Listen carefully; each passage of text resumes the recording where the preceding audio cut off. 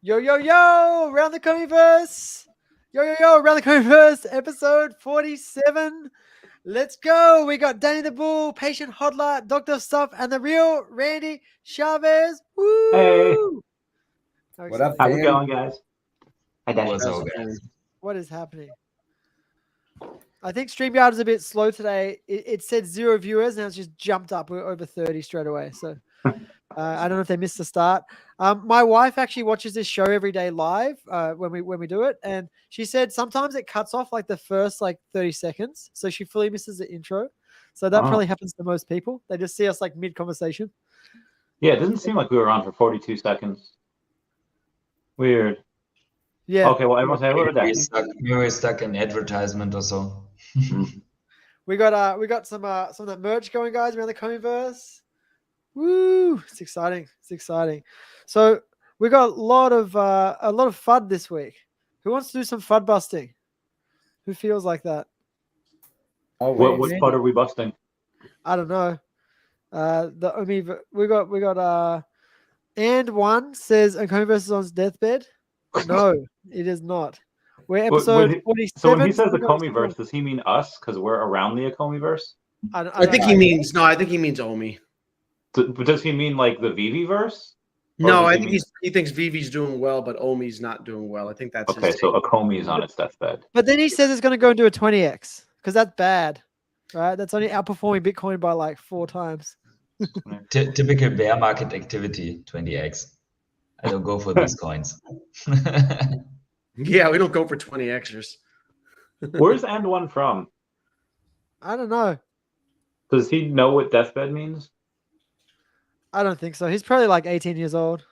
No, I think he's saying around the VeVe-verse because the EcomiVerse is on his deathbed, right? Like, yeah. I think he knows exactly what he's saying there, and that's the sentiment. We can address that FUD, right? People are really concerned that they're like, the team never speaks about Omi. They'll always talk about VeVe. Even the Ecomi channel rarely tweets anything out except for to retweet stuff that VeVe does. And they're concerned, but they seem to not pay attention to the fact that the team has hired a blockchain team to focus on the Omi token and the utility surrounding that. But I also don't think that they understand the regulatory environment that VeVe and the Ecomi team are under right now, and the concerns that they have about potentially being perceived as promoting this token or something that could put it in the realm of being a security. And so I think that they're being extremely cautious about that while still working with attorneys and this team to develop the utility before they can really start talking about it. But there's just this concern about it, but people just seem to ignore the other things that are happening, right? Like, I get it that they might want to have things happen faster or sooner. I totally understand that. But they did hire this blockchain team. We do have staking, a minimal staking thing. I'm not saying that these are grand, but they are steps that the team is showing hey, this is on our mind and we are building towards something. Awesome. Crypto Rain will be in later. We just had a comment from I Love Golf that we got no rain, but he's coming. Hey, can I counter that a little bit? Yeah. I want to go against that statement of Doctor of Stuff just a little bit, because that whole thing of the let's go.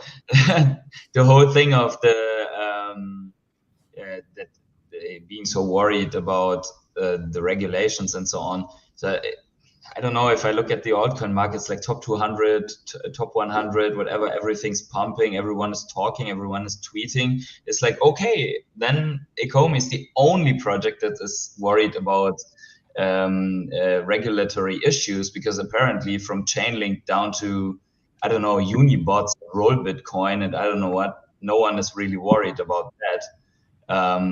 So I don't know if it's just, sometimes seems like an argument to just excuse everything. Like, okay, you're not on exchanges. Yeah, that's because of regulatory issues. They didn't integrate the coin yet into mechanics in the VeVe app. That's because of regulatory issues, right? So that is a little bit of a weak argument, in my opinion. So I'm going to speak from authority in regulatory speak here. There's reason for that, and when you're comparing a lot of these other companies, they're not tied to massive IP, right? So they kind of don't care. And a lot of these tokens, their whole goal, not all of them, but a lot of these tokens, their whole goal is to pump the token, and they're not going to be around in 3 years. Polygon is tied to the same IP. Which one? What do you mean by that? What do you mean they're tied to the same IP? Polygon is tied to Disney as well. No, Disney has done an incubator with Polygon. That is not the same thing.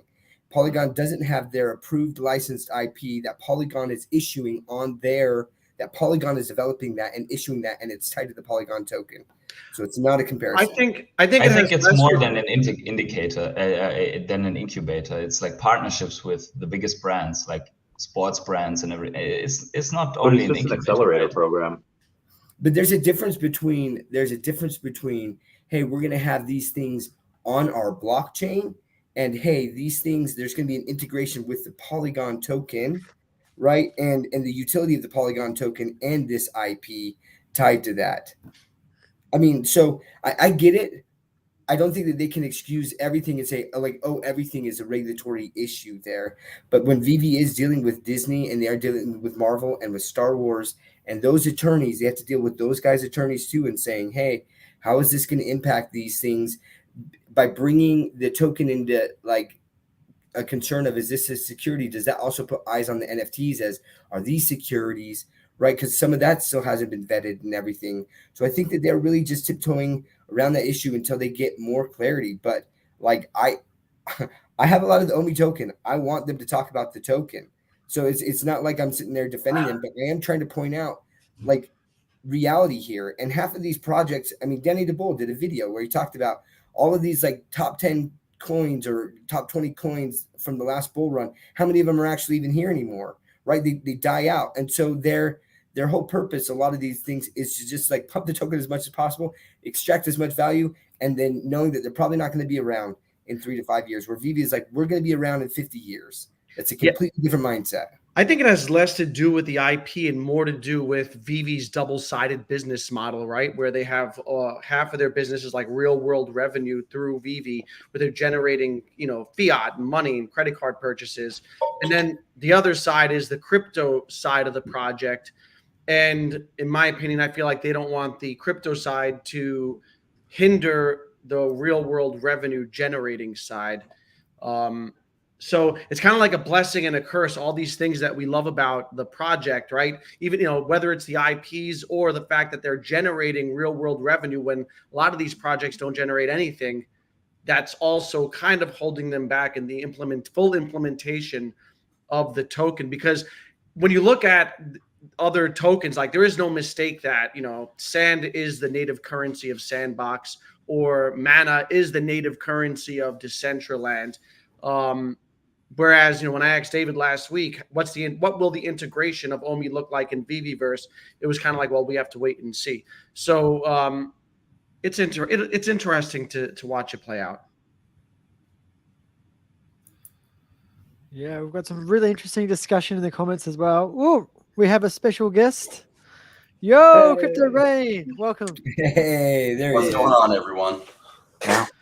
We got the full panel now. The full panel. People were complaining, Rain, that you weren't here. They were like, I hope they sit around. They're like, Rain's not here, thumbs down. Maybe bounce, because we haven't seen golf posts since. I like this one. Message to all the bears: we are not selling. There we go. No, what's so funny is to see people selling at these lows, right? And they just don't understand the cycles. They're just new to this. And they're just acting emotionally rather than logically. 95% of people don't do very well in crypto for that exact reason. And it's really not all that hard. It's difficult. It's fairly simple, but it's not complicated.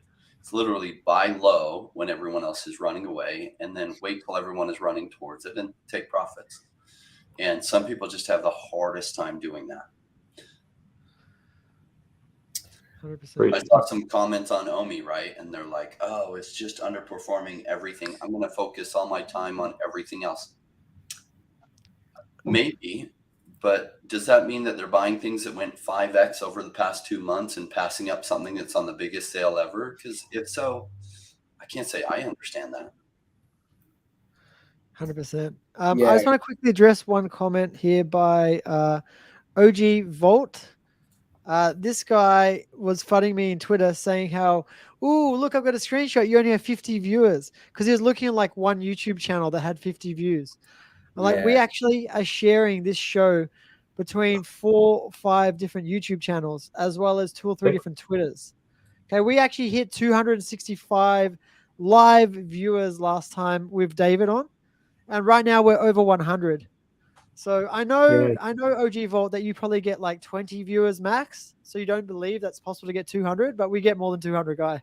I mean, OG Vault, look, like OG Vault gets a lot of viewers on his live stream, like he does when he's doing the drops and things. But at the same time, like, to sit there and attack someone, and like you're right, Jordan. Like, you lose credibility when you sit there and you make fun of something like that. But then, like, you're obviously blatantly wrong, right? Like, you did have all of those, but we are streaming to multiple channels here, so viewers are watching from different channels to support those channels. So, but I don't like to attack people personally. I think it's good to point out, like, and attack the argument that someone's making, and just keep it as civil as possible, you know? Yeah. I just wanted to do that because he called me out on Twitter, and I wrote back, and you guys said I should block him, so I blocked him. It's done. It's done. There's a lot of drama and fighting here, man. I just want to I get know. Well, people think they're so nuanced with their new things, and those that have been around market cycles, none of this is new. And most people haven't been around crypto for 6 years, but you would have seen all the same stuff in the last bear market, and the same feelings, and people just getting frustrated. People, when everything's down, they get really catty and, oh my gosh, and they FUD whatever is way down. And then later it does really, really well. And somehow those people never like own up to it and be like, oh my gosh, I was wrong. They actually further invest in the ego behind their decision and just like disappear or whatever. It's weird. Like, if I was that wrong, and I'm not always right, I'm just often right. But if I was that wrong, I just own up to it and be like, oh crap. Yeah. Call that one wrong. Cool. Yeah. Learn something on that. We have a really good question here. Who wants to take this one? Just a quick question. What's better investment, OMI or VeVe NFTs? I'd say it depends on the timeline you're looking at and which NFTs there are. There's a big difference between the Mermicornos and Miles Morales. So I would, if we get a little more specific, I'll take the question. But until then, I'll leave someone else. True. Personally, I think you should do both, right? I think with VeVe, I'm only buying what I really like now. Unfortunately, I like a lot of it, so I've got quite a few VeVe NFTs, but I'm still a small fish compared to most of you guys. I'm actually still a master now because of my OMI holdings in the VeVe app. I'm actually sitting at master. I'm like on the edge of it. So some days I'm Diamond 1, some days I'm master. But yeah, like, I think you should buy what you like in VeVe and not expect it to go up in value. That's where most people have the problem. And then I personally... Sorry, is that why Jimbo Lee calls us all masters? It must be. I think we're all master collectors here, right? Hey, Patient Hodler, are you master collector as well? It just clicked. PH? I don't think so. Yeah, actually. No, I'm Diamond 1. I'm Diamond 1. You're on the edge. You're on the edge. What's your points per day? It must be just under 800? 620 or something. Oh, okay. But I've accumulated 400,000 MCP points over the time, so that's pretty good. Yeah, a good amount. Yeah, you're not slowly creeping up to level 43. I do have a different thought on what's better right now. I think OMI is the underpriced investment, right? So a lot of the VeVe NFTs are down too, which is cool, but it's harder to tell which VeVe NFTs will do very well. Like Mermicornos, I can't say I understand a future where they outperform things. Miles Morales, that one makes sense to me. But then it's pretty expensive to begin with. I mean, you could buy, what is Miles Morales going for these days? Like the secret rare one?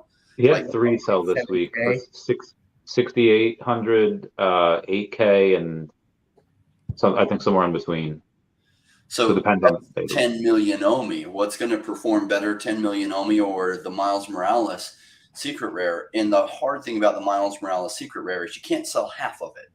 You can't take profits and still kind of hold some back. And so now if you went for like Miles Morales first release commons, then you can buy a bunch of them. Then you can take profits and still continue to hold. But I'm very specific on what collectibles that I'm buying. But mostly lately, I've been buying Omi. It's way cheap. I like cheap. I like to go back by the VeVe collectibles nobody's talking about, like Darth Vader's, Boba Fett's, and other things that everyone's kind of forgot about. Hulk's, because that moment is really cool, right? When he does the Hulk smash. And Omi. Awesome. I'd have to agree, Rain. I personally think that Omi is going to outperform majority of the NFTs. There might be some outliers. Like I know some undervalued comics could do like 100x, but I think Omi is going to do a pretty good amount. Yeah, when Omi was 1.4 cents, I was like, man, there's this Todd McFarlane Batman on the thing, and we have no patterns to look at, but I can't imagine how this doesn't do well. And that went up 200x from that price. And Omi was like, it just gone up massively, like 3,000x. And I was like, eeks. But now like prices or places have somewhat reversed. I mean, a lot of collectibles are down too, but VeVe is the Omi token is way down. I think as long as, they're kind of not holding off, but they're waiting to time the Omi utility. If, Bitcoin and ETH keep going up, I don't know if this is the true end of the bear and the beginning of the bull, or if you have another retracement before we actually get super bullish. But, as more money goes into that, and as long as people are diversified a little bit, if they have 20,000 of Bitcoin and then the next couple months, suddenly they have 30,000 worth of Bitcoin. Hey, I just made $10,000, and then they have some ETH, and the money flows there. Hey, I just made more money. Likely, VeVe NFTs would outperform Omi in the short term. But again, once you start rocking and rolling with bronze tickets and Omi to accessory, you can't put that toothpaste back in the tube. That case of domino is just going to keep on going. So I would definitely say Omi outperforms everything in the long run, but short term, likely the VeVe NFTs.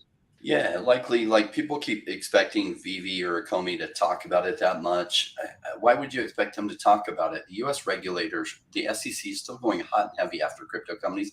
It's better if they don't even mention the word Omi once. Why put themselves on the radar of the SEC, who's like shooting a machine gun at as many crypto companies as possible?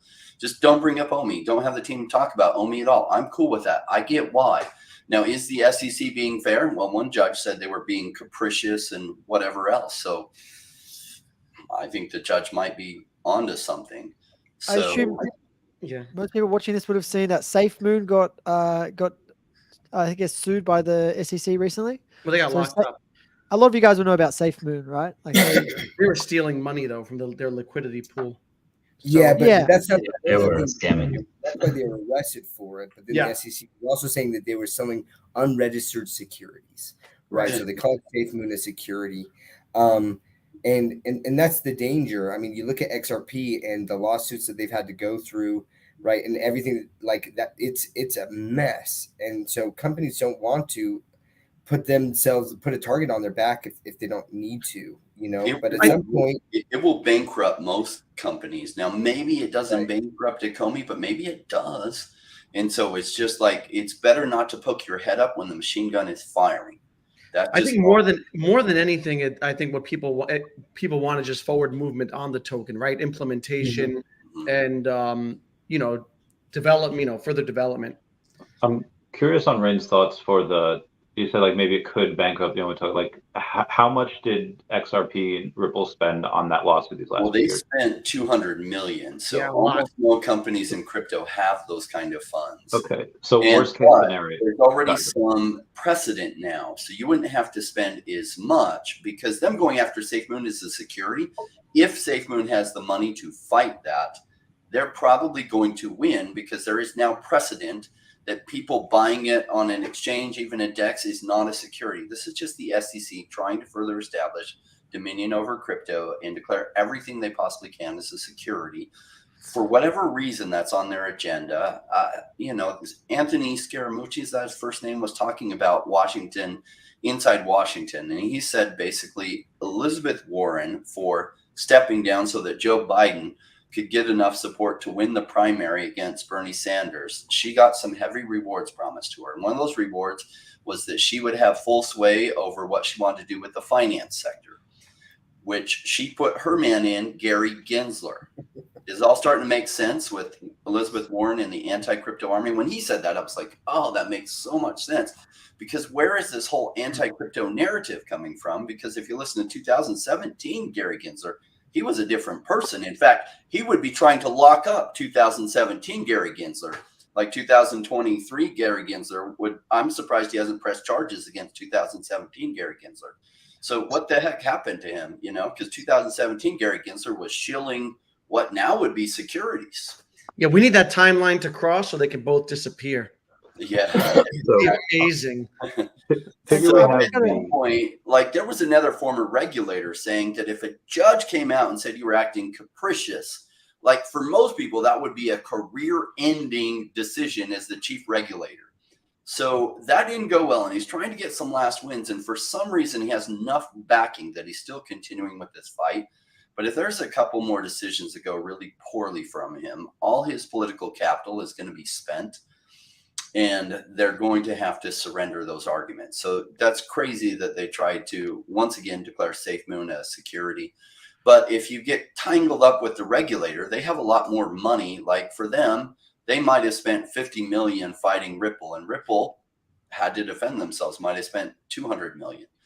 So let's say they don't have to spend as much. Let's say, worse happens and, OMI is involved in this case and they have to defend themselves.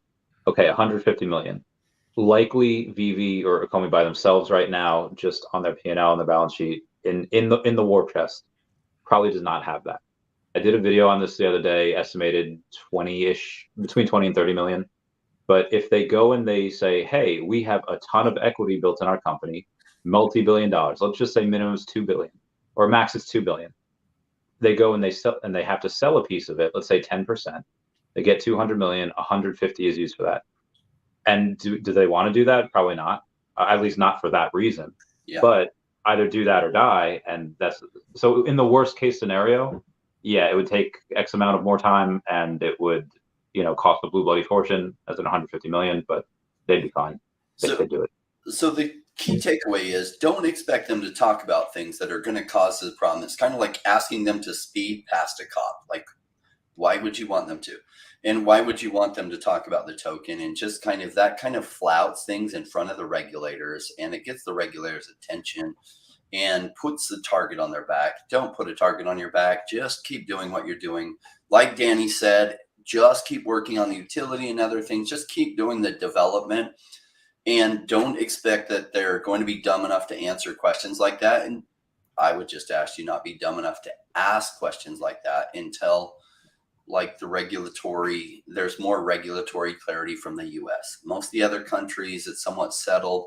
It's just the US, and it's just this regulator.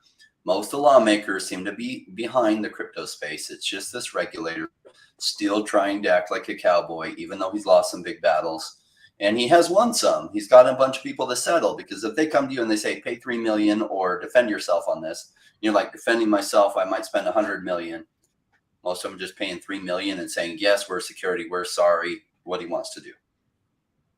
But that's not winning, right? Like, so they haven't, I don't know of any battles that actually really won in court, though. And that's the issue, right? But yeah, so they can bully some of these projects, right? But you have a list of tokens that the SEC is named, right, as securities. You got Cosmos and Binance, like BNB, Chili's, right, Near Flow token, Dash Nexo, like, and and Solana and Cardano, which I thought was so funny that they named Cardano.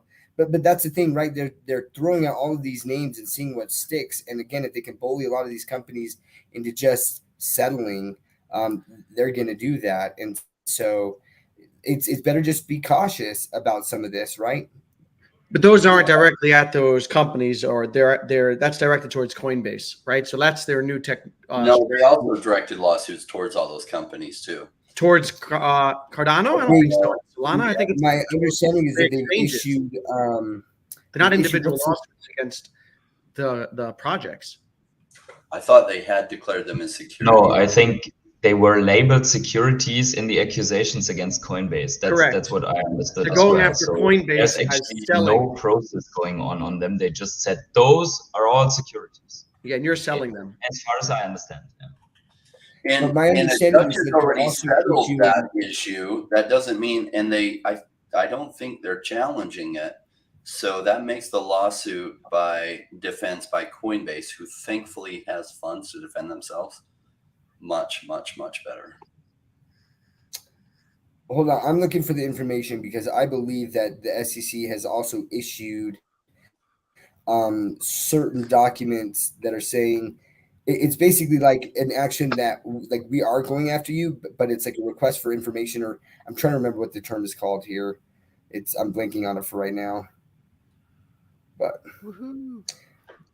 regardless, I guess like the whole point is right that we're making is why is VeVe going to put themselves in the crosshairs of the SEC unnecessarily? There may come a time where they're like, all right, like we're gonna have to do this, and so let's go full-fledged in this. But I think that if they can build out true utility to the token beforehand, and demonstrate that it's more of a utility token, then I think that there's less issue with that. And that's one of the things that I think that they're trying to do is build out that utility before they get it in like on bigger exchanges or on exchanges, right, where it could come up and be noticed by the SEC.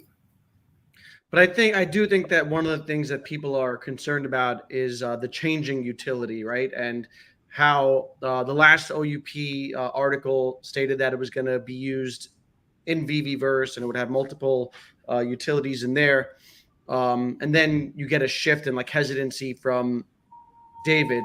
And so the roadmap for utility, people are now, I guess some have lost some confidence in, especially when they haven't, they've only delivered a small part of it. And that's why they're eager to hear about it, is because they want confirmation and confidence restored. Mm-hmm. Yeah. So, It's funny, right? You get things like making so many excuses for the team. Kirkleberry, let me ask you a question. Have you ever run a company with 10 employees? Have you?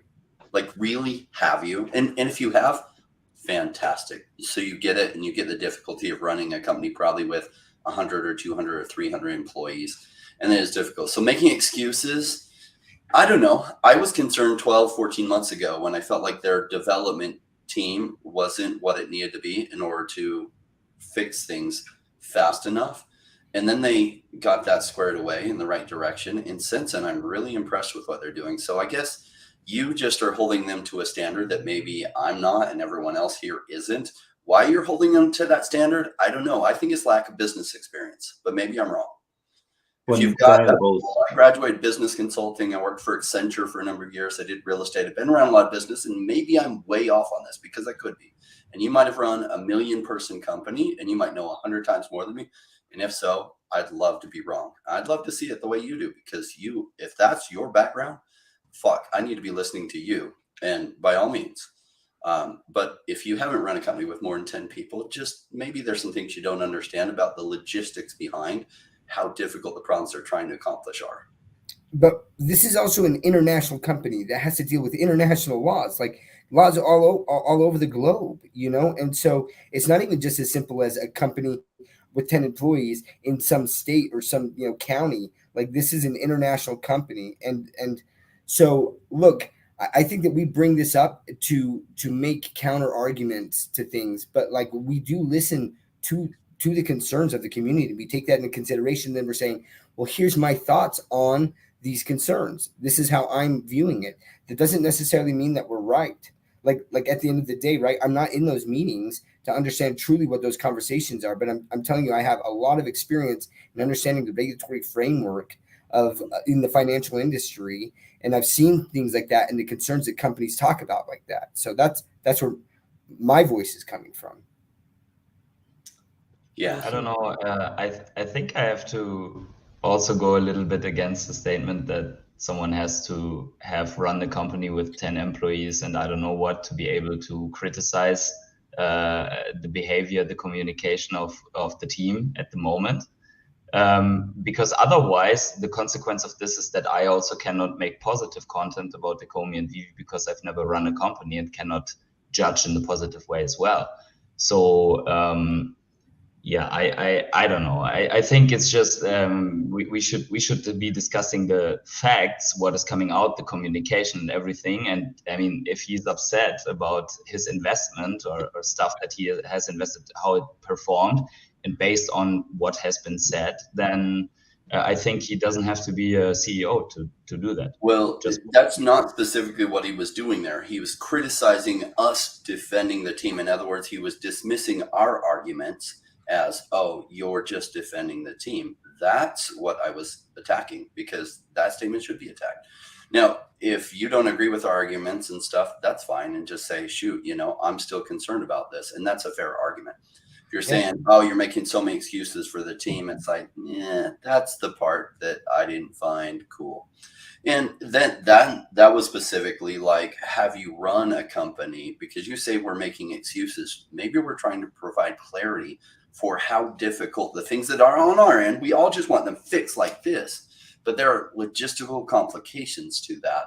And there's time constraints and other things. I worked at a company with development life cycles, and it's like sometimes things take 2 or 3 or 4 or 5 years to do them right. So just that experience helped me understand that it doesn't mean they're not smart people and they're not going the right direction, but what you're asking doesn't get solved tomorrow.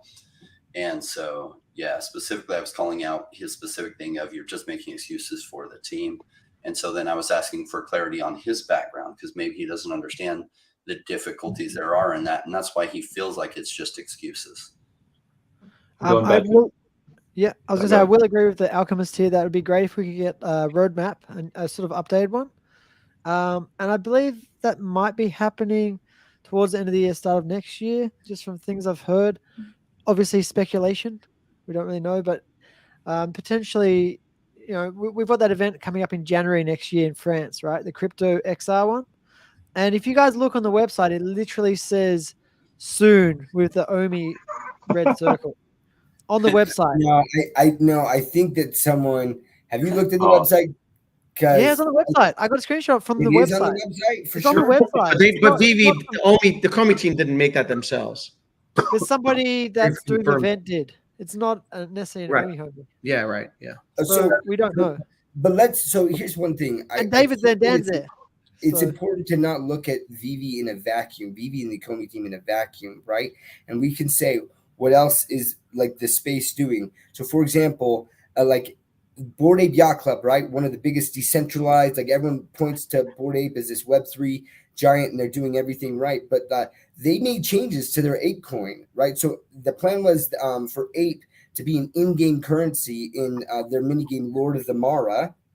And yet, with all the regulation fears, they changed it, and they created a separate in-game currency that they call Mist. You can buy Mist with Ape, but you can't sell your Mist back. So it's essentially trapped value, like Web 2 game, right? But no one sits there. So I think it's important to take a step back and say, what is the industry doing? And we can sit there and say, well, look at all of these other companies that they're not concerned about it, and they're talking about the token, they're doing all these things.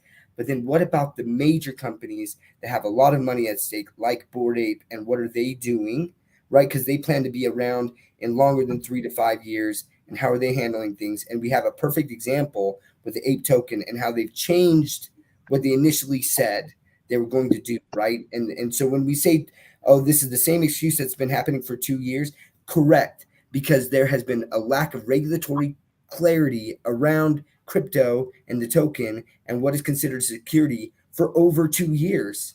So I'm sorry, if it sounds like we're repeating the same thing, but honestly, that's what Coinbase is going in front of Congress, and they're saying this. We need clarity. We don't know what we can do. You keep saying, oh, just come and talk to us. We try to come and talk to you, and then you slam us when you provide us we provide you information. You slam us with these lawsuits and say that we're listing these securities, but you don't give us answers to the questions we came in to talk to you about. So it's frustrating for the crypto right now, and so many projects that are trying to be legitimate are very antsy about, they don't want to make the wrong step and get targeted by the SEC. I think the worry here with the Ecomi team not communicating anything about Ecomi, and on the other side, let's say us saying, hey, this is for SEC reasons, security reasons. I think the main worry of the people is that if they cannot comment on the Ecomi token, they also cannot control the narrative, and the narrative is the most important thing to make the token pump in the bull run. So probably people are worried that they are not giving the extra fuel to the fire in the bull run that actually makes the back go up, because that's why most people hold the token in the first place. So many people out there don't have a 8 or 12 or 16-year time horizon for the OMI token, but a 4-year one, of which 2 years have passed. That's basically, I think that's where there's the view of the team who is looking at the use of the token in 8 years versus all the bag holders that are looking in, what about the bull run right now? Halving is coming up in 174 days. Start controlling the narrative, because that's basically what people think and expect. And then obviously no one wants to hear, hey, don't talk about it because Gensler could hear us, right? So it's like, no, scream it from the rooftops. We have the best token with the biggest utility and so on. Like, show it to everyone, right? So I think that's where the views really clash. So Patient Hodler, I fully agree with everything you said. But if I'm right about that crypto XR event, right, that's 90 days, roughly 90 days from now. So that'll still be 70, 80 days or whatever before the Bitcoin halving. So that might be taking control of the narrative, exactly like you're saying, with the token. And we know David said they're talking at both VeVe and Ecomi at the event. So we know that there will be something. So maybe we'll get a new roadmap. And also just down the road, I think these lawsuits go poorly for the SEC, and many judges, doesn't matter if they were appointed by Republicans and Democrats, most have gone against the SEC because they're really lone wolfing this. Let's declare everything a security based on laws that were written in 1930 and make all this new crypto technology securities because they might go up in value. And it's just not holding well in court. And so like later, if Coinbase wins, which maybe they win in a summary judgment or an early judgment, because some of this is already settled law based on a judge's decision, and then it just becomes less likely and less damaging if they have to face an SEC lawsuit. So the more time that goes on, the better it is for Ecomi and every other crypto project. I advise 3 projects, and I've been speaking to one about this exact issue, and they asked me, is it okay? Like, what should we do? And it's like, keep your head down while the machine gun is firing. Why would you you don't want to get their attention. Let Coinbase's lawsuit settle, and then you can say things that for now just you don't even want to say. You don't want to address your token. Talk about it, other things. I just want to address Caro's question about the DAO deciding to change on the Ape token. Correct. But who are the people who are the largest holders of ApeCoin? And they're the leaders of the project. So I've had this discussion a little bit with Kyle Wilson about, a DAO. And I think a DAO can be a good idea, but if the large majority of holders are the team themselves of the token, you really don't get a say, and so that's my contention there. I do believe that the Bored Ape team, the founders, were the ones who ultimately made that decision. But yes, correct, the DAO did make that decision, but also why did they make that decision? And I think it's concerns around the regulatory stance and framework and the lack of clarity there. Yeah, but again, I think it always will go back to more than words, actions, right? That's what people really want, and that's what's been lacking in terms of the token, is that it's been really slow to gain any true traction. We had a little bit of it in August, and we saw the enthusiasm that came from it, right? And you saw how it went almost doubled from the low of 0005 to 0012. What happened since then was a natural cooling off, right? Which is natural after such a run up. But then the rest of crypto started pumping and running, and everyone is seeing Solana at $46, ADA at whatever, 37 cents, and all these micro caps doubling. And yet OMI hasn't done anything. And then that accentuates the bear narrative, right? There's a bull case and a bear case for every token. And there's a bullish narrative and a bearish narrative. And when the token is down and everything else is running, that narrative will take, just getting something done will help shift that. Well, what's funny is a lot of people want to see the token price up so they can feel good about their investment. And maybe because I've been doing this for so long, I I don't feel just a little bit confident about where it's likely to be. I feel like extremely, maybe even overconfident about where the value is going to be. So I don't pray that it goes up in the short term. I pray that it stays down in the short term, because long term, unless something bad happens to the company, I know where this can go. As these things that they're putting in place roll out, it's going to be freaking amazing and monstrous. So please stay cheap. Whatever billionaire tokens or billionaires have, sell your tokens, sell them to us for, I don't know, 0.05 cents. Sounds like a great price, please. And you just give me an idea. I might sell some more of my Cardano because it's up, to buy OMI, which is down. And that's just what I do as an investor. I'm not saying, I'm going to buy more Cardano and I'm going to sell my OMI. That would be like, wait, what? I'm going to sell my OMI at a discount, buy more Cardano? No, I'm going to sell my Cardano and buy more OMI. And I love Cardano. It's up. It's 2x. And OMI's half x. So, yes, time to sell some Cardano and buy more OMI. Right, and you missed Rolex yesterday. He was on the podcast, he came on like the 9th or 10th hour, and he was saying how he's got 10,000 NFTs or whatever, on VeVe, and then we're kind of getting on him because he doesn't have much OMI, and he's like, well, when I go in, I'm going in. I'm not getting 10 million. I'm gonna get 100 million, and he wasn't aware that he couldn't just buy 100 million, at least not in one go. I was like, listen, it's going to take you a week to do that. You have to do a couple million here, 10 million there. It's a week. So he's like, well, I want to go in and I want to go hard. He's like, does anyone know any people that have a couple billion OMI that'd be willing to sell off, 100 million? I think, Jordan, did you connect with him? Yeah, well, it's really funny that so you call him Rolled? Rolex. Rolly. Dr. Rolex. Yeah, but he's just very minimum. He wants to get 100 million. If he's gonna go in, he's going in pretty hard. You got some competition. I know of people that have connections with people that have billions of OMI that might want to offload a little bit, so they can do it, over the counter deal. Because we're talking about if he bought 100 million OMI from the exchange, if you can even get that many, it would pump it to probably 1 cent straight up. So he would. That might be a very good average price. Yeah, actually, that's not impossible to get that. I mean, we have just seen a couple of days ago that someone moved 2.3 billion OMI to OKX. So there is plenty to buy through. And that's also something earlier I didn't answer the question when they asked about VeVe or OMI, what's the better investment? I think both have their massive up and downsides, because the VeVe collectibles, if there's high scarcity and liquidity concentrates on a VeVe collectible, there's no comparison to market cap. There's no transparency. It's just someone flexing, buying. The price can go everywhere, basically all over the place. But you sometimes do not have any liquidity, and the collectible just sits there and doesn't sell. Whereas on the Ecomi token, I see the problem that price goes up, and then there are billions. There are wallets filled with billions that are able to sell into a pump, like we have seen right now, from the base up 110%.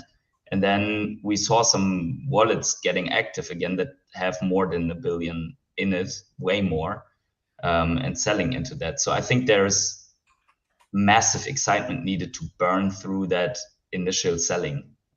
So we need 5 Randys and 5 Jordans DCing an entire year to go through these 2.3 billion. So 2.3 billion. Oh wait, so can you repeat that last part again, real quick? You hear that?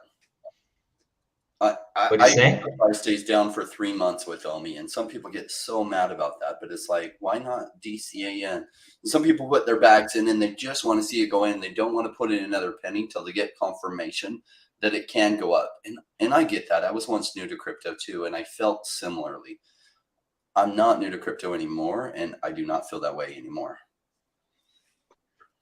As far as I think Patient Hodler was talking about 2.3 billion and how long that would take to buy up, right? So there was another comment. I'm not 100% sure where it was. I'll check on mine, because there's a lot of comments on all of ours that were saying, there's going to be a lot of basically a lot of sell pressure, and because we're not on that many exchanges, it's going to take a while. If there was, I don't know if there is a super major whale that is budding and that would want to liquidate, 10 billion all at once. But the volume that we have, 700,000 in volume each day, which is pretty much nothing. And I'm not sure how much of those are trading bots. But where this should be once we get on those exchanges, even if this super major footer that has 10 billion, which I don't even think any of them do anymore. I think they have much less than that. But even if they do, and they wanted to sell that all at once, and it's like, okay, let's say it's a penny, and that's $100 million. How long is that going to take, for us to buy through? Well, I'm not going to say that we're going to have 100 million volume a day, although I think at some points we will. But let's say we have 20 million in volume each day. Okay, it takes 5 days to get through that wall, and that's it. So it's going to be pretty easy to go. Only if the volume comprises only buying, because volume is buying and selling, right? So yeah, only if it's 100% buying. I mean, like I said, I don't see us having 100 million a day, but I think 20 million in buying each day is probably pretty reasonable. Yeah, I think once the exchange listings are rolling, I would not be worried about this. I'm only worried about these massive amounts because I saw the price being locked between two big orders several times when they tried to have these trades, which is for them a lot of money for the whales. But the moment that we have exchange, and that's why people are like, hey, when do we get the first exchange? It's like the other exchanges that want to take part in that liquidity have to buy a massive share of OMI to fill up their supply wallet and to have the bots start the trading and so on. I think that in itself would probably result in that a lot of the exchanges will approach those whales and lock in some OTC deals for, I don't know how many billions, or 1 or 2 billion for each exchange, and then probably it doesn't even appear on the order books anymore. So I could imagine that they just approach Joseph Janik or someone else and like, hey, how much do I have to pay for 1 billion OMI for our funding wallet? Something like that. So this is why you don't pay attention to the people who aren't successful. I'm sorry, but OG Vault saying Crypto Rain is down 95%, pretending he's like a crypto genius. Have you watched any of Crypto Rain's videos where he talked about buying Cardano, buying all these tokens when they're at their lows, buying the basketball NFTs? What are those called? NBA Top Shots. And NBA Top Shots and stuff like that. Crypto Rain has made millions. OG Vault. So yeah, he is a crypto genius. So like, and I love, I just have to laugh at that, man. Like, you continue to lose credibility with stuff like that, again, make a point. So like, if he's not a crypto genius, like, what have you done compared to him that makes you smarter than he is? I would love to hear that argument, please. He's got a good name, OG Vault. That's a cool name, and I'll hand it to him. I like that part. Well, he changed it from is actually the same as it was in bull market, at the top of the bull market. Because I've had some things go poorly for me, but I've had other things go very well for me during a declining market. So maybe that was just luck. Maybe I do not know what I'm talking about, and I've just been lucky. Yeah, OG Vault made hundreds and hundreds on some of his flips. So cool. You should definitely listen to him. Here, brother. Yeah, I'm going to hire you as my advisor.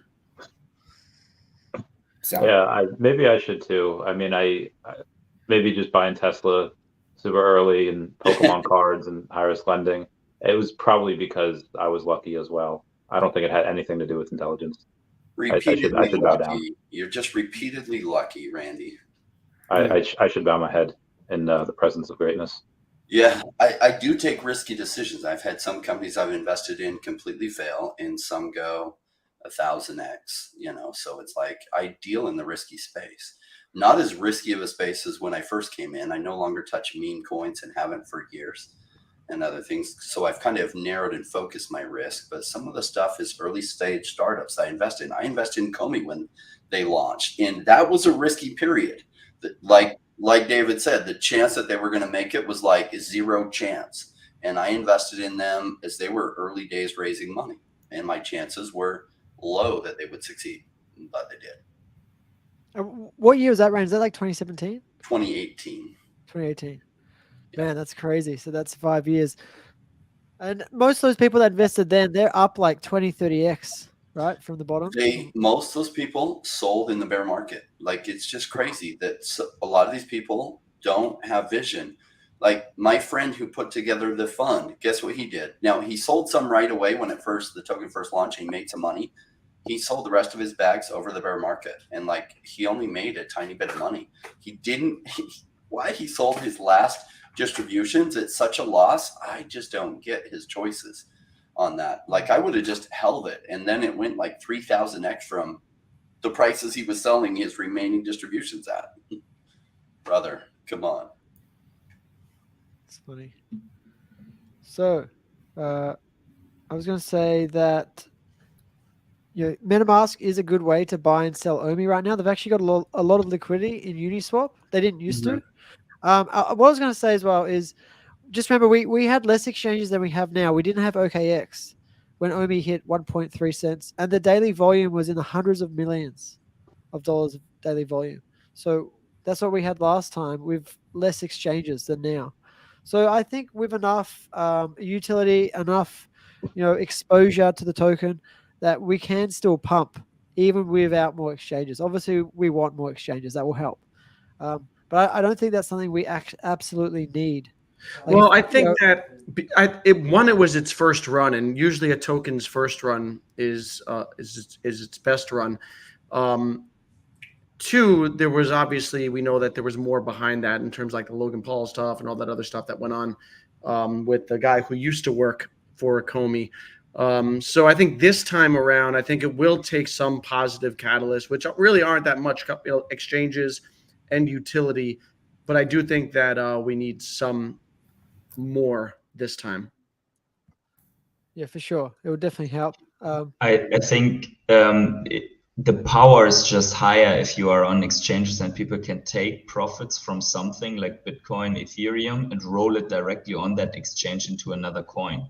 But if you have to first, okay, let's sell it for USDT, then I send USDT over to fucking Bitmart or something like that, and to buy OMI, it's like, oh, I have to make an account on OKX because my Binance, my Coinbase, my Kraken, and my KuCoin account are not listing OMI. So it's very likely that someone chooses another altcoin if they are just sprinkling profits in. But Patient Holder, you're aware OKX is actually a bigger exchange than those other ones you listed, right? OKX is, I think, second in the world in terms of volume now. Yeah, but I mean, it's like what 24-hour daily volume. It's not that, probably not that per user, right? It's like somewhat volume, I because think if you look at the big rankings, like, okay, it's the second biggest. So you want to say that OKX is now a bigger exchange than Coinbase. So don't even mind them. There's only Binance to conquer right now. So I think it's volume, right? So yeah, I think by volume, OKX is second biggest. So because there's a lot of traders on there. I've got friends that trade. Let's deduct the wash traded volume, and then we're there. Yeah. But yes, I get your point. OKX is not a small one, but you also you cannot forget that in the last bull run we had Gate.io as a full exchange when they were still operating in the US. So they had a ton of volume, which they don't have anymore. They had to cut out almost all volume countries, and now Gate.io is just. Oh, is that why they died? Because they do nothing now, right? Like their volume is absolutely nothing. Yeah, they did have to. You started to have to. Any US user had to basically move out all of their tokens. You couldn't use it anymore. And 30 other countries. I use Gate.io quite a bit, so that's a great point. We've got a few comments. And I spoke to MC1 earlier in the chat. He said he's going to come on around the EcomiVerse sometime. So that'll be awesome. Sanjay? Great. That's awesome. OMI to me is utility token and sustainable value creation. OMI needs to have extreme value on VeVe. Other colors are short term and temporary. Yeah, that's a great opinion. So I like, and I put on the little narrative underneath of this stream that we would talk about VeVe's social handling of their socials and the concerns about that, right? And I say that because Mr. MC1, Sanjay, he made quite a long post about like his thoughts on VeVe blocking, the likes of Cavell and unfollowing some of these people that have been attacking VeVe pretty substantially over the last well, I mean, I don't even know. I haven't been looking how long, but it's most of the posts, not all of them, but a lot of those posts have been attacking VeVe and things, and there's a lot of uproar. I'd love to hear you guys' thoughts on that. Yeah, I mean, obviously they have a right to block whoever they want, but I don't think it's a good strategy, to be quite honest. I think that it just kind of adds fuel to the fire and engages in negative conversation, and antagonizes. And I think as a company, you know, you're going to take heat at times. People are going to be critical. People are going to fudge you. And sometimes you need to just rise above it and ignore it. Because otherwise now that's the narrative in the community, right? And anytime there's negative sentiment, that's going to pop up and you're going to have people going back and forth. And I don't think, I think that just rising above it and just disproving people with deliverables is your best long-term solution in proving people wrong. I mean, okay, so what do we move on to a new subject in a week? I feel like there's new things to talk about each week. So yes, they're getting a little bit of FUD right now because they're blocking some people. I think rightfully so that they're blocking them. So either they take a little bit of FUD now and they don't have to deal with those FUDers commenting on their stuff all the time. But they'll always come back. People will always circle back. I mean, I guess with other accounts they can, sure, that's fine. But those accounts don't have the same following. That's a big deal, right? But even with this account, so they just can't see what VeVe's posting, but they're free to say whatever they want and still say the same things. But it's not on VeVe's. They can't it's not on VeVe's post. Yeah, it's not on their feeds and things. They can't tag them like that. And my thing, there's a difference, and people are kind of mixing it. I love constructive criticism. And when people are true, like I really appreciate Patient Hodler. I think that he brings up, and Denny, like people who bring up concerns, like I appreciate that when they're sitting there saying, here's what's happened and here's why I'm concerned about that. That is absolutely fine. And you don't see VeVe blocking people like that. But the people that they have started to block are the ones who are like, VeVe's a scam, the team's a scammers, this is all a rug pull and all this. And it's just like, you know what? Like, you built your community, literally your followers and YouTube channel off of us. And you know what? We're just going to cut you off at the knees. You know what I mean? And if you want to keep talking bad about us, that's fine. But most of the community is going to stop following you, and you're not going to be able to leverage our brand anymore on that, right? Like we're cutting you off there. And I think it's a strong message. And I say that. So look, back in the day, I used to work at a fast food restaurant, right? And there were some people, I was sitting there at the cash register and taking people's orders. And this guy comes up and he throws this hamburger at me. And I'm just like, yo, like, what the heck? What just happened, right? And the guy's like, open up the sandwich. And I'm like, I'm this 60-year-old kid, right? I'm like, okay, right? Like, so I opened it up. He's like, what's on the sandwich? And I was like, I don't know, like the hamburger, ketchup, and pickles. He's like, that's right. Pickles. I didn't order any pickles. And he just like starts freaking out, right? And like I stood there for a second, and then like I just was like, look at the screen, man. Like I took your order and it says no pickles. I didn't make your freaking, like VeVe didn't make the regulatory rules. We didn't do some of this stuff. And basically he was asked to leave and to never come back, right? And it's just like, you don't need those toxic people. I don't care if he could be a customer in the future. You don't want people like that because they're going to find every avenue, every instant to FUD and to complain. And they never comment about the good things anymore. Or if they do, it's like, oh, well, yeah, they got lucky here. And so from my standpoint, I love the constructive criticism and we need that. Please don't stop bringing up the concerns. That is fantastic. But the way that you deliver those concerns is very important. Again, if you want your voice to be heard, you have to bring it up in a way that's professional and respectful. And if you can't do that, then I can absolutely see why VeVe is just going to be like, you know what? We don't need you in our timeline. Preach. 100%. Yeah, I think so too. I mean, basically, you are blocking people that are just out to harm your business. And that's, if you were screaming in the lobby of a company, they would also take security and throw you out, probably, if you're doing that in a bank or so. So I 100% agree with that. Unless it's starting to get out of hand and like blocking half of the community left and right, but that's not the case, I figure. And what I really like, in contrast to many others, is the trolling. Even though that people have been trolled here and there, like 1-2 posts that I also like. But I don't care. I think it's hilarious. It's funny. And I think a modern company can do that stuff. So maybe to get just into that topic as well. OG Vault shilling his YouTube channel. That's hilarious, brother. So you come on this to shill your VeVe as a scam stuff. That's fantastic. Yeah, that's fine. And he can do that, but he doesn't get to tag VeVe in the comments and again leverage VeVe's users and subscribership to do that. They're not, they're not requesting Twitter pull down that channel or reporting his channel or flagging it, right? They're just saying you're just not going to be a part of this, right? I mean, OG Vault built his community and all of those subscribers off of VeVe, back of VeVe, and all those videos that he did, so.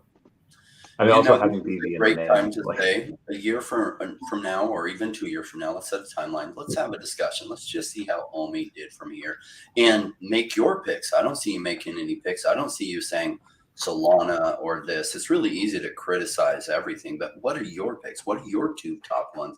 Let's just see how they perform a year from now. If your ones outperform mine, oh, cool. I'm man enough to own it, but are you man enough to own it when you make some calls and you actually put a line in the sand and then whatever you're saying doesn't perform near as well as Omi does from here? I feel pretty safe in that bet, but maybe you know better. What's your picks? What are you saying is going to do well in a year from now, 2 years from now? Let's just see. Only at 0.07 cents. I feel pretty confident on that. And we could go and have even like doing a wager. Hey, we can lock up some ETH and some smart contracts, and whatever way it goes, whatever way Omi hits, whether it hits something or doesn't, that ETH will go to whoever wins the bet. Whoever is the winner of that bet gets to take the other one on a ride around in their Lamborghini. There you go. That's assuming you have enough funds to put significant enough funds into something that might turn out significant, and that might not be a fair assumption for me to make. So that's fine. If I'm right, yeah, come join me. We'll meet up in Vegas or something. I'll give you a ride in my Lamborghini. If you're right, cool. Meet me in Vegas and we'll go for a ride in yours. So during that thing for the hey, Super Chat. Super Chat. Is that yours, Randy? I don't know. I don't know. I don't think that's on. It's on my channel. I don't know the answer to this, Randy? I do know the answer to this because I saw the reply in the Ecomi Telegram. I think you need to make sure you've got your passphrase and you need to like reset your wallet. So I don't know how you do that, but uninstall the app and reinstall it and sync it again. It should work. You can look up in Telegram anyway. They have there's answers in Telegram on this exact thing. Let's see. Why would somebody fudding VeVe even go to decon? Like, what's the point? And maybe it's just because, like, Dennis Rodman had to make his position by being like the anti-hero. And so maybe decon or OG Vault couldn't get enough stuff talking about VeVe positively. So he's kind of flipped the other role and, hey, cool. That's your marketing niche. That's cool. I mean, clearly that's what you're doing here to get attention. And sometimes people take negative attention if they can't get enough positive attention. That's cool. Hey, teach their own. But we are talking, like, I'm here as an investor. So for me, like, that's why I'm like, tell me what your 2 picks are, because I'm not here to waste my time. I love what VeVe's doing. There's an inner collector in me that loves it.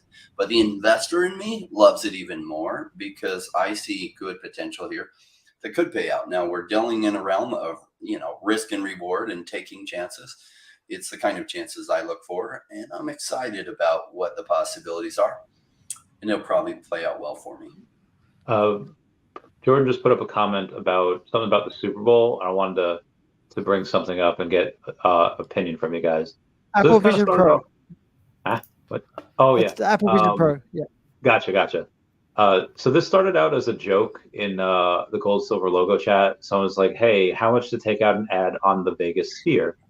And FanBam had messaged, it's $450,000 per day or $650,000 per week. So I went on Twitter, on X, was like, hey, question to all the VeVe fam out there. If we all decided to try to get VeVe to appear on the Las Vegas Sphere, would you help? If 1,000 people do it, it's $650 US per person. I'd totally sacrifice $1 million Omi to get this advertising bread. So this is a fun thought experiment. I didn't post a wallet. I didn't post a GoFundMe. Like this is just a fun thought experiment. And I'm trying to find the guy. I might have blocked him because he called me a faggot.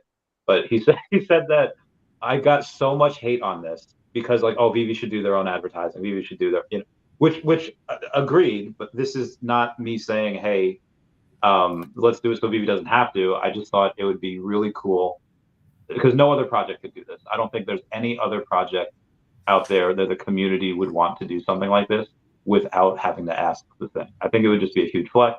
I think it would be fun, and I just want to see what people responded. But there was so much. Said it's got a 2-year wait list. I don't know if that's right. But oh, that sucks. It's possible. But anyway, that shouldn't concern us as long-term investors. That's a good point. I just want to do it now. Well, it is a frustrating time to be in the crypto space, and this is when you see a lot of people capitulate and leave, and that's why you see the market cycle, or like that chart that was done in like literally over 100 years ago about the psychology of a market cycle and how people capitulate at the bottom and they lose hope. And then when it flips around the other way, they're just like so shocked and they just don't understand, and they're just new to this.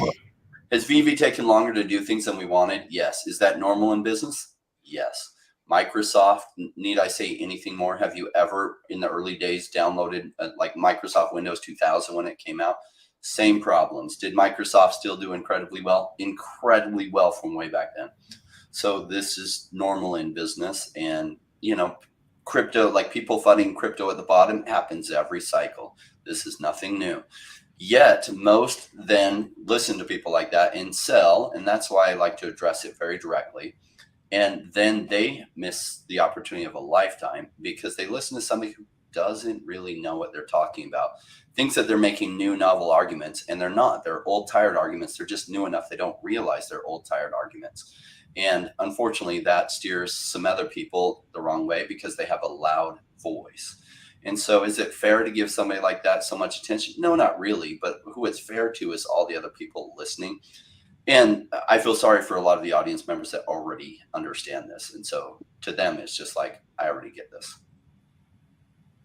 I wanted to talk about, did you guys see the recent post about VeVeVerse running under Unity engine?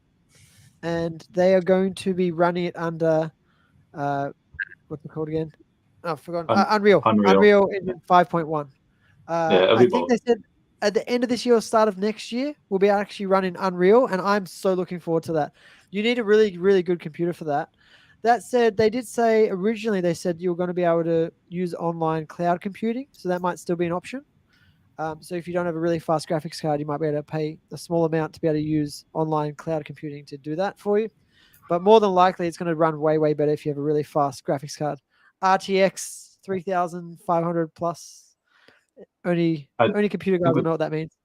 Ben said, I think it was really bullish because we're going to get the Unreal Engine stuff early next year, which means that most people are going to get the Unity stuff end of this year.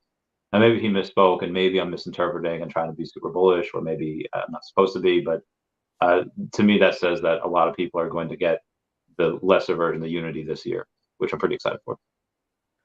Yeah, I can't wait for that video that's coming out tomorrow. Yeah, that'll be awesome.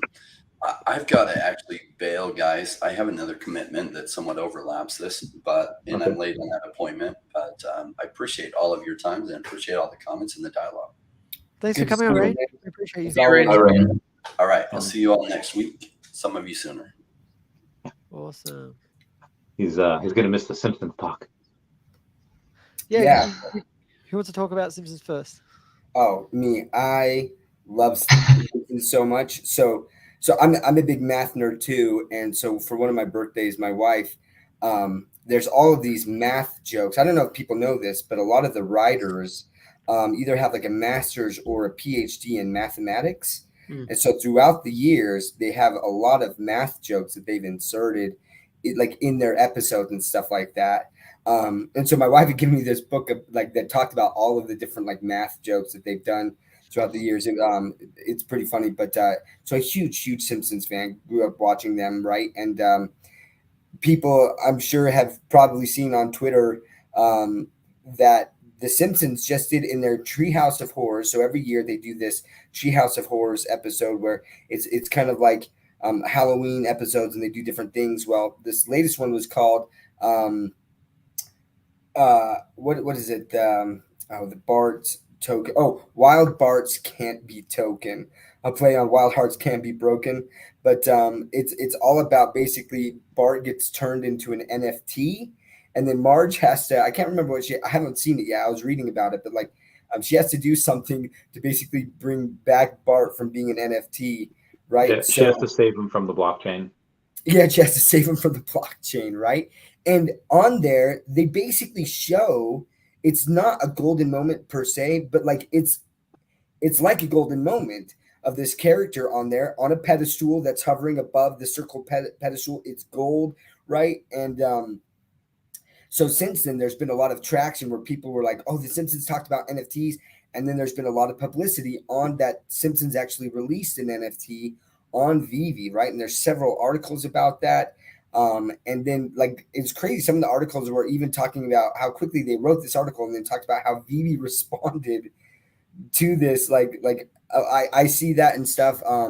So there's been a big pump in the market on the Bart and Homer NFT. But then on top of that, something that I saw Dr. Prophet talk about that I didn't know, but that kind of meme of Homer constantly choking Bart, like throughout early episodes, he was doing that all the time, but they have stopped that and it's no longer a thing. So to get that immortalized, right, in this NFT of Homer choking Bart is kind of crazy. It's kind of crazy. It's perfect, and I'm glad you brought that up because it was so ubiquitous at one point that they turned it into an NFT. So to get to Rob Stone's message, his super chat, I don't think it was symbolic for NNN. I think it was symbolic for the what he used to do in the past and what he's no longer doing. So I don't think November had anything to do with it. Yeah, probably not. Would be my guess as well. SoCal said you can use Cavernous free trial to try with Blender Unreal 5, and then I guess it gives you sort of an example of what it would be a little bit like in the VeVe. I don't know, Jordan, but I quickly want to go back because I feel like no one has really answered to that whole Vegas globe thing from Randy. And I just wanted to ask, is $500,000, right? What do you get for this? Like, is this like the entire day, like advertisement, or is it, how long is it? For $450, it's for a day. For $650, it's for the week. And it's just, it kind of has, have you seen it? Yeah, I saw a Coca-Cola one or something like that, or anything, something red, like it looks like a crashed planet into the Earth. So yeah, they had the one that I posted with it happened to be the advertisement that Sony did for Spider-Man. Oh yeah, that's what I saw. It wasn't Coca-Cola, Spider-Man. Yeah, which by the way, now Miles Morales is going to be the main Spider-Man in these games moving forward, so it's probably why a bunch of these Miles are sold. Anyway, so that's what you get. You just get that in various forms. They'll change it, over the course of the week. Mm-hmm. Okay, so and then inside there's also show, but that has nothing to do with the outside, or? I don't believe so. But I saw some videos from people looking at, I don't know, like massive landscape inside of that orb. I don't know if that's inside of that, but yeah, could be a funny idea at least. But for $500,000, you at this liquidity, you could skyrocket the price. But that's with 1,000 people, $650 is a lot. But 10,000 people, $65. Well, that's a drop on VeVe, And again, I wouldn't expect. I was thinking about the mechanic, what like collective financial power could do in another way. Like, for example, you create something like I don't know, it's probably illegal, but I will say it anyways. So you create something like an ETF that just randomly buys VeVe collectibles from the market, for example. Yeah, like a VeVe collectible spot ETF as a community, something like that. That'd be cool. I don't think you could do that, like, because they have to have like enough of something to be able to continue to purchase up as there's more interest in it. So they could buy up the whole thing and then it would just stay there. Like, yeah, I don't know how that would work. That's funny though. But I've often wondered, I was actually talking to Randy about this, right? But like, who is this Bezos man? And could it be some sort of hedge fund or something that really has the funds to do that? Because like, I mean, it could be an individual, right? Or it could be like, because I remember at one point David was talking about some Singaporean hedge fund that had gotten approval to purchase NFTs or, you know, invest in crypto or something like that. I'm not saying that that's who it is, but like, it is very interesting that that is something that could be set up where a hedge fund just has an account. And instead of a Bitcoin or a NFT spot ETF, they just purchase some of these and they're just holding it for the long term, right? They're like, we're going to buy a lot of these FAs and maybe the Simpsons or I do think, look, at one point Visa, I think it was Visa bought a Bored Ape, right?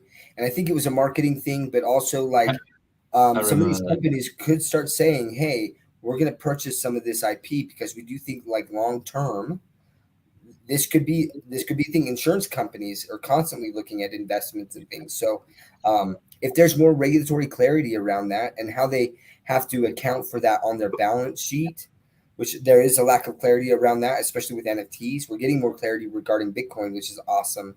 But that is something in the future that really could happen.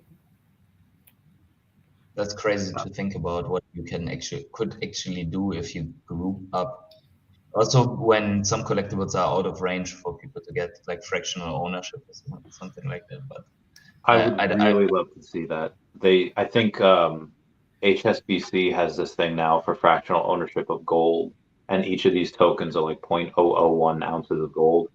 And what happened was part of the reason why I think Tesla blew up in 2020 was partly because it was super undervalued for so long, partly because it was really hard for people to go and spend $500 or $900 on one share. If you only had that much, a financial advisor would be like, I don't want you to just buy one thing. I want to buy a little bit of Square, a little bit of, Fastly, Illumina, whatever. But when Cash App had the fractional shares for all these stocks, a bunch of these things that were out of pocket for these people, they just blew the heck up. So I think that would really help some of these things. Because I would love to go and own a fraction of another gold logo or a fraction of a Miles Morales. I don't have, $8,000 for a Miles Morales, but I have 800 that I could put in and own 10% of one. I would love to do that. The hard part would be when you sell that, right? How do you sell it?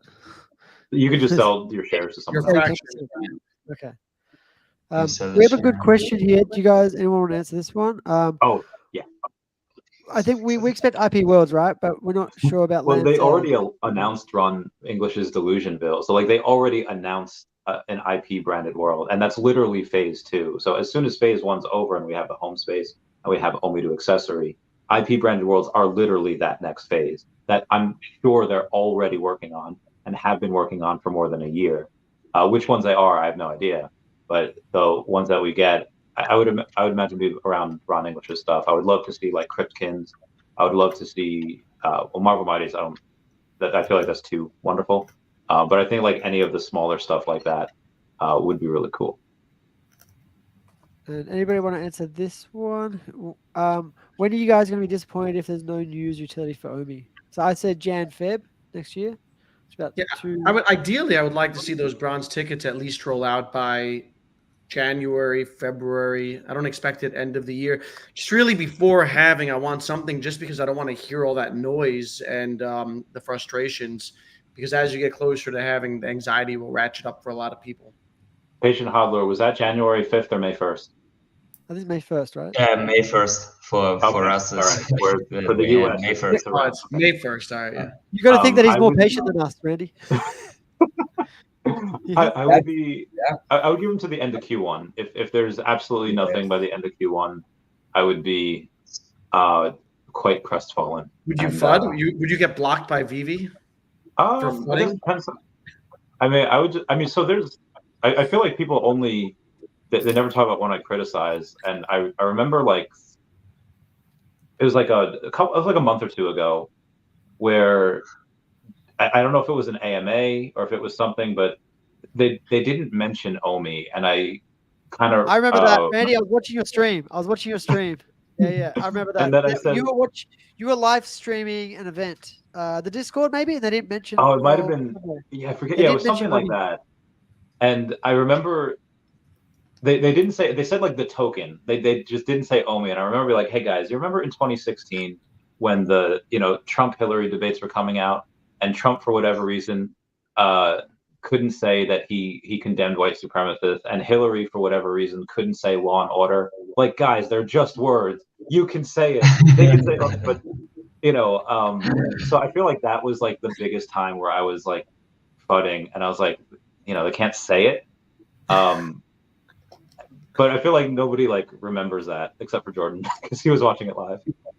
Yeah, it was funny because I saw your face. You're like, oh my god, they didn't mention it. And I thought the exact same thing. I'm like, we're mad. And I think I made a video too. I came out with a video that said like 1 out of 10 nothing burger or something like that on like a video update. So like I think all of us along the panel here have been critical at different times. Yeah. I've just seen the progress. Like we got Omi staking. It's very, very basic, but it shows that they are serious about Omi. That made a big difference for me. I was starting to get frustrated. And like we're not just all moon boys all the time. And I think that's something that people probably think we're constantly moon boying, and we're not. We're just like most of us are quite optimistic. Like I'm super optimistic all the time. Yeah, I think the reason a lot of times I come off as moon boyish is because, again, like Dr. Stuff said, healthy criticism is great. You need that, and that's why VeVe really benefits from having a lot of feedback on Twitter or Discord, wherever.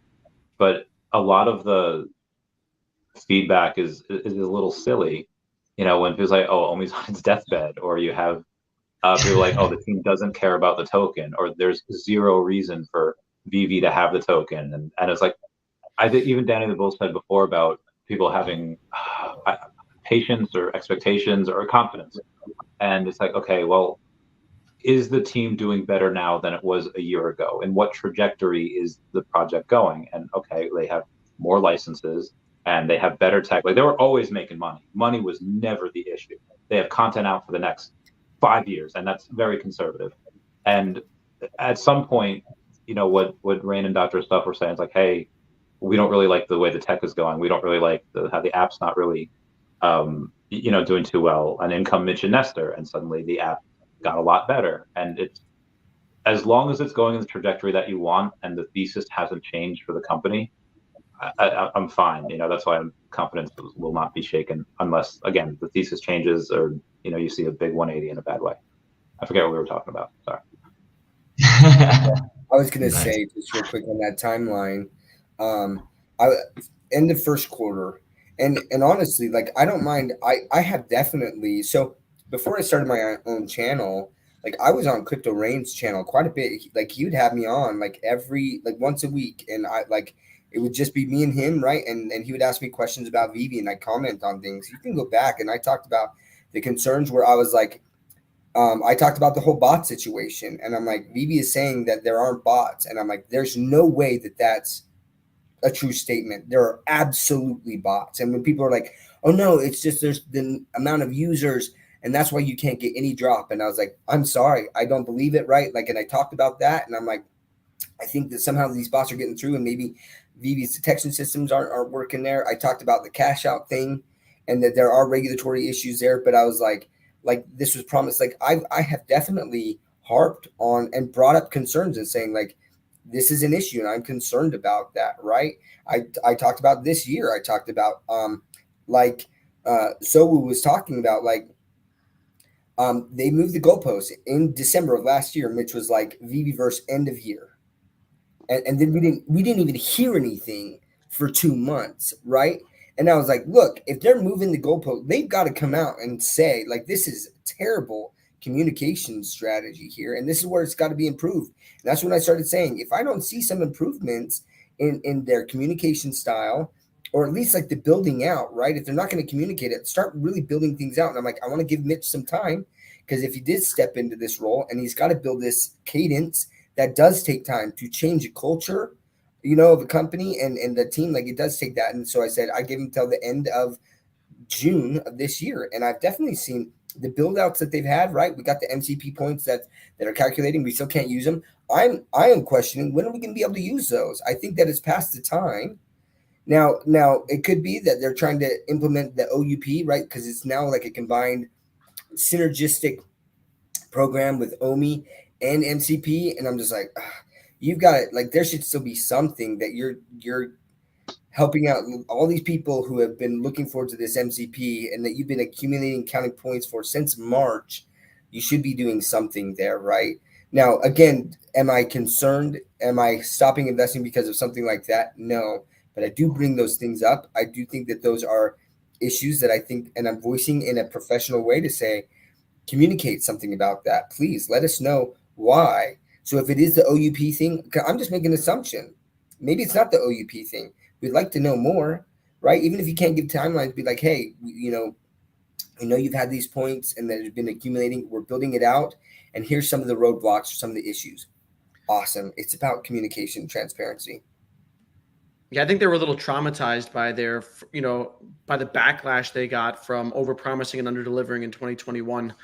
And now they've gone the complete opposite direction, right? Where they're not saying anything and they're just gonna release things. But then people freak out on that end also because like people want to know what's going on. And like you just said, what's going on behind the scenes that's not allowing us to use the MCP points.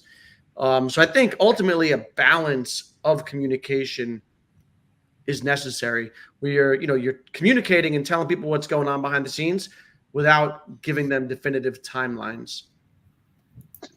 Yeah, I remember one time making videos very vividly. I think it was the end of the last year, beginning of this year.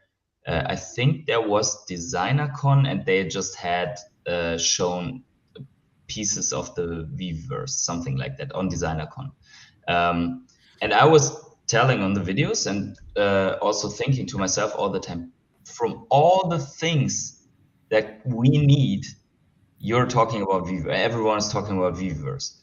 And I was like, please don't launch VeVe-verse into the bear market, like into the absolute raging, devastating bear market that we had. We were still going down.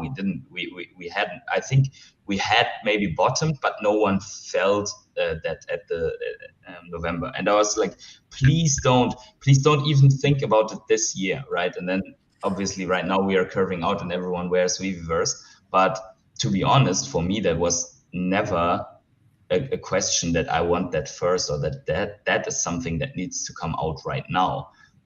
So I'm really happy if they take their time into after the halving for bringing out something bigger on the VeVe-verse to catch the excitement there. But and that's why I put the 1st of May, because it's like after the halving where I want to see something, because it's like, give me exchanges and give me something of maybe like pre-announcement, I don't know, extended beta from the VeVe-verse or something like that, to write the narrative. But I don't think we need the full VeVe-verse until then. Yeah. Make it good. Yeah. Well, and so when people were fighting about the VeVe-verse, and people, like, I listened to that whole interview again, and I literally basically transcribed almost like who asked the question, what the time was, and the response and everything. Because I was like, what did David actually say? Because people were freaking out and they're just like, oh, they're backing away. They're not selling land anymore. And I'm like, that's not what I heard. Let me go back. Maybe I misheard, right? And basically he was saying, like, look, phase 1 is really this extension of your vault, which that they said that a year ago that was the plan. Yeah, that was nothing 1. different. Right. And then people took him and saying, like, it's not going to be these theme parks and stuff. And everyone's like, oh, like, there's no land. There's not going to be these IP cities and worlds and stuff like we were promised. VeVe's scammers. Like, they just jump on anything. And that is part of the bear market. But that's why I enjoy these type of conversations where we can bring it back up and address the concerns and saying, hey, what he really talked about, right, was initially that's not the plan. The plan is to build out this. And I want to listen to the people who are in beta testing. That's who I care about, because people can make all of these assumptions and stuff and it's going to be terrible. But I have not heard anything but amazing reviews from people who have been beta testing the VeVe-verse and how excited they are and the things that they are building. And so like I'm really excited for it, and I don't expect Ready Player One, and anyone who does hasn't been listening to the team because they've never promised something like that, you know. And but there is patience there. But to Mr. MC1's point about they'll build this all out again, I just go back to communication. You know, this I know they've hired a team. I'm super pumped for what they're going to do, but letting us know, not necessarily giving us timelines, but like if there are certain things that we're expecting at some point, just be like, hey, FYI, we're still working on the VeVeVerse. There's been some bumps with Cavernous or something, right? Like this has been a holdup. We're breaking through that, you know, and we're excited, you know, to update you more later on about like how we continue to build. That is so important, that communication, and that's the transparency. You don't have to tell us a lot. You don't have to give us those deadlines, but let the community know what's happening. Yeah, Mitch had done that. Mitch was doing that once in a while. He would jump on. I remember one tweet that he made about the complexity of upgrading the search bar and everything that went into it.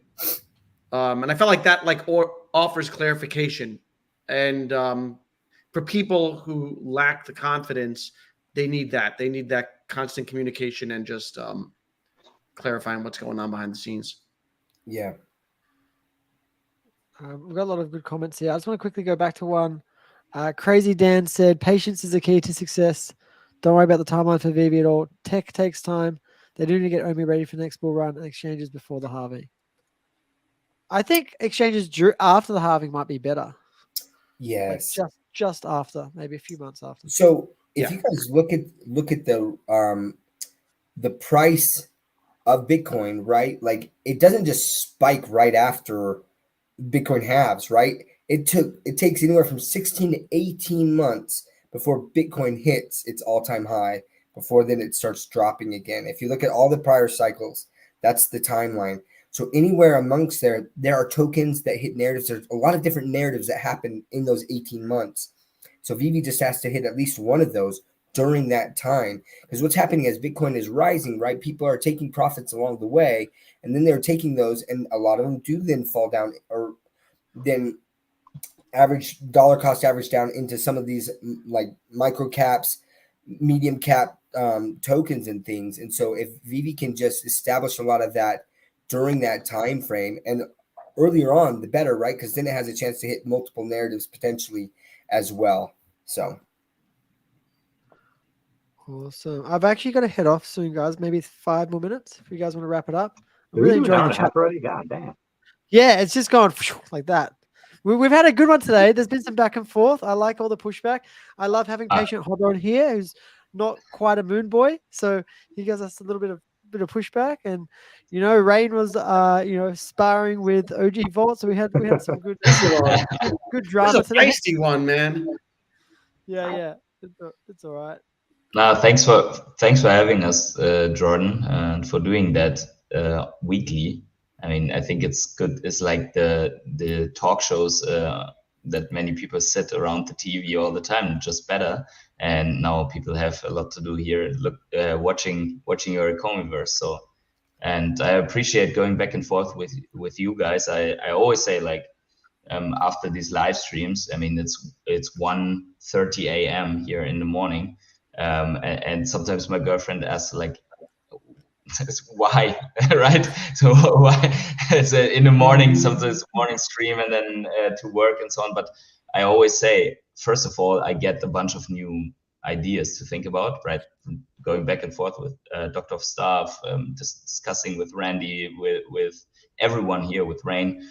And the other thing is just like getting my own sometimes bearish, sometimes bullish bias back to level, right? So back in check, going back and forth with you guys. So appreciate that. And I see here you've got more Omi. Is this right? You bought more Omi recently? I think you had 3 million last time I spoke to you. Almost, very close, but yeah, some like 4 million already. Ooh, Patient Hodler is like bags, guys. It's time. I didn't want to rush it, so here it go slowly. Get that bread. Before what does that Randy? Does that mean that I'm moving in my wheelchair to the Omi bag, or slow? Oh no, I was just stretching my shoulders hurt. That was just okay. You know, Danny Bull, any parting words? No, great chat, man. Enjoy having different perspectives on here as always. Check out this week. I'll have Hodler on my channel for the No Bull Show with Mr. Pags. So that'll be an interesting one because I think Pags' perspective has changed over time when it comes to Omi and whatnot. So I'm looking forward to that one. Next week. Am I next week? Am I next week? I've forgotten. You're on next week, yeah. Okay. Jordan will be on. I got the next 2 weeks booked for No Bull. I'll have Hodler and Pags on this week. Next week, I've got Jordan, Dan, Lee, and Ron's Crypto Therapy. So building it out. Love talking to people and engaging in these conversations. Yeah. Wicked. Yeah, love the show, Danny. It's great to have another show going. The No Bull Show, guys. Make sure you check it out and subscribe to Danny. Do you accept bulls also? What's that? Oh, yeah, bulls, bears. I know it's called No Bull, but we love bulls. I'm a bull. It's about 50-50, right? Yeah, 50-50. Dr. Stuff, any parting words to the people?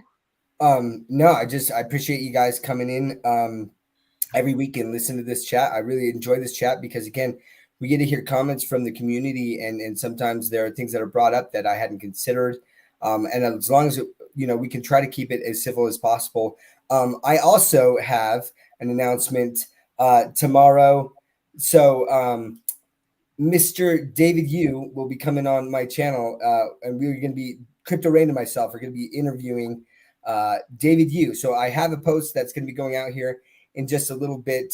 It's been a long time in the making, but I'm pumped. So if you guys are, have some additional questions, I got quite a few lined up, and some of them are flowing from that epic AMA that you guys had just last week on around the EcomiVerse. So just don't ask him about VeVe. Don't ask any VeVe questions. Yeah, so I'm actually going to cut that off. I'm not going to ask you about Omi. We've already talked about why.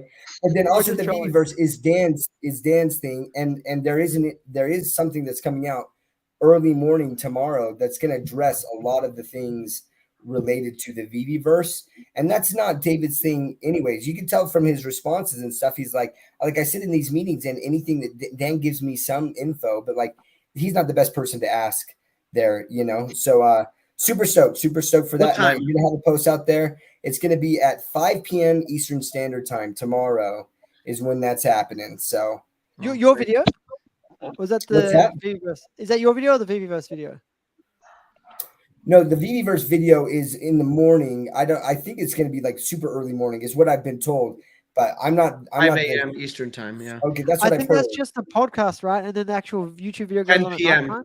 10 p.m. is the YouTube, and on the YouTube video, there's going to be a sneak peek of the VeVeverse. I believe it's some stuff that people have been able to create. So now that's sentiment is so short-lived, right? There's been a lot of negative sentiment over the last week. All it takes is a positive representation of the VeVeverse and, to turn things around and get people feeling bullish again. So awesome. We've got some good news happening this week. And Randy, any parting words for the guys? Yeah, so I didn't know this was public. Mr. MC1 had brought up that, hey, they just have not just an OMI team, blockchain team, but they happen to have an MCP team. And I was like, Randy, why are you so bullish on that? I was like, well, I have a lot of MCP points, and I think it'd be good to use them. But what happens when people run out of MCP points? Well, they're only really good for 6 months. And then after that, the ones you had 6 months ago are dead. You still have those. So as people go and they spend them, if there's a lot of reasons to spend them and people run out and they want more, you're going to need to use OMI for certain things, for bronze tickets, for whatever, because you don't have those MCP points left. So that's absolutely amazing. I don't know the size of the team, or I'm not sure if David said the size of the team, but it would likely be as big, if not bigger, as the OMI team. So I would say that's extremely bullish. And then you asked, I think, Chris Coffee yesterday if he would be around on the EcomiVerse. I think he said yes. Do you have a date for him? No, he said he he wants to come on my show and Danny's show, but he's very, very busy. So yeah, I think he's got 2 kids or 1 kid. Yeah. Sanjay said he's coming on. Kids too. The MC1's going to come on here sometime, so I'll book him in. And next week I have Mark. Mark is booked in as well. Nice. I love Mark. Yeah, Mark, we love you. Well, I'm very close to my 200th podcast. I'm trying it to be. It's going to be someone that no one would ever guess. That no one would 200 ever hours. 2,000 hours. No, if I do a big one, it'll be 100 hours at some point with a lot of planning. But that's it's going to be ways away. I'll tell you guys who it is, or if I can get the person on for the 200th. After this, if you want to stay on after. Awesome. Well, I've got to head off, but thanks so much for coming, guys. We'll see you guys next week, and check out all the channels here linked below. All right, take care, guys. Subscribe.